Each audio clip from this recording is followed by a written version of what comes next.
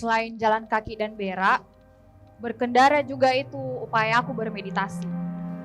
Kalau pulang itu di jalan, sering sekali saya lihat mahasiswa WNM yang beli somai sama bakso tusuk di jalan. Waktu ku kecil, itu kukira pergi kerja pukul 7 pagi begitu, pakai kemeja, masuk gedung-gedung tinggi. Itu kayak menyenangkan sekali, persis seperti di sinetron yang ku nonton, Sidul. Di kosku itu, di tempat tinggalku, itu tempatnya dekat dengan masjid, gereja, sama tempat diskotik. Sebagai seorang ibu tuh, kadang susah Kak cari tempat-tempat yang kids friendly. Kalau saya ajak anakku main-main, paling itu ke mall Ji. Kadang sih ke pantai Kak toh, tapi tidak selamanya gitu mau ke pantai. Waktu remaja, saya sering habiskan waktuku di jalanan. Ada suatu waktu, kerabatnya bapakku butuh uang. Dia mau jual asetnya, dia cuma punya mobil. Mobil yang dijual ke bapakku itu bukan sembarang mobil, tapi mobil PT-PT.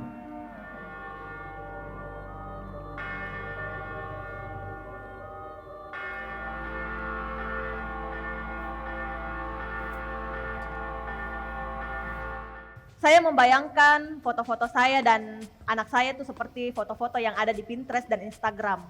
Ya, saya di Makassar itu tinggal Kak di 3 wilayah. Saya selalu penasaran dengan apa yang dilakukan orang dewasa. Dan saya rela mati di sini. Tapi satu Ji permintaanku, kalau nanti saya mati,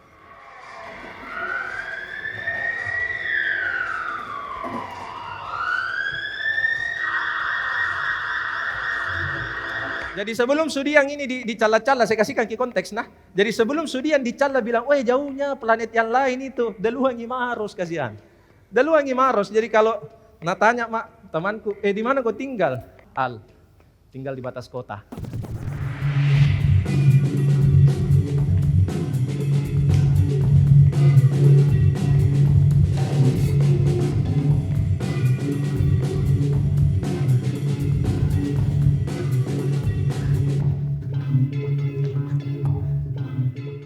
Berita selanjutnya, sekarang secara menyeluruh hampir semua ada genangan yang cukup tinggi. Kenapa saya katakan genangan, bukan banjir? Karena ini lebih banyak dari satu dari 20 gara-gara banjir. Masaweh.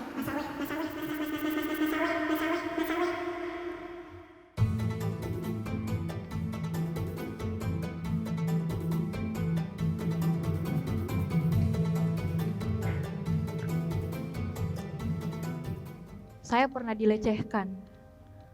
Bahkan saya nyaris diperkosa. Dan yang lakukan itu toh tetanggaku. saya juga pernah mengalami pelecehan. Waktu itu saya masih SMA. Saya jalan kaki pergi ambil PT-PT. Tiba-tiba dengan laju yang kencang ada sepeda yang dekati Kak. Dan langsung dia pegang bagian dadaku. Cim banca. Bapakku toh punya kebiasaan menghitamkan rambutnya dan kumisnya yang memutih. Menurutku kebiasaannya bapakku itu kayak menolak tua. Padahal